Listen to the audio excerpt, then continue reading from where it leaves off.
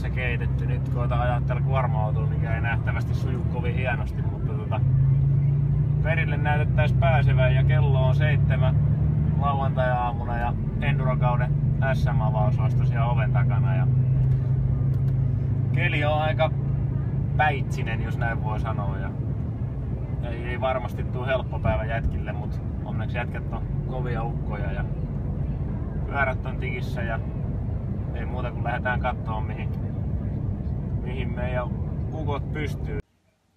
Morjesta. Ensimmäinen SM-enskakisa käyty Mäntsälässä läpitte ja kisahan meni hyvin ja vähän huonomminkin, että alkupäivä lähti hyvin ja siinä nyt pieni puuosuma oli siinä alkupäivästä ja ei se niin memmi, että vähän se meni aikaa kun kaatui siinä.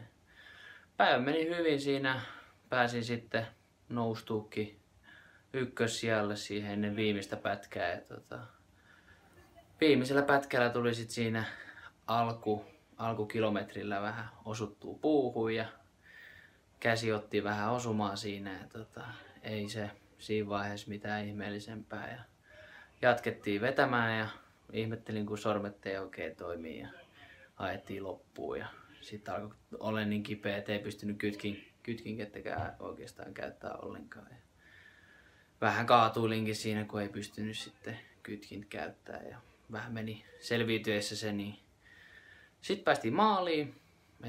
Ei nyt ihan paras aika tullutkaan siinä, mutta pääsin sitten loppujen lopuksi pätkän maaliin ja siirtymä siinä onneksi ei ollut paha siirtymä, niin pääsin sitten sieltä ihan lopulliseen maaliin ja sitten käsi olikin sen verran huonossa hapessa, niin lähdettiinkin sitten vähän lekuriin näyttää ja tämänhetkinen tilanne on sitten tällainen.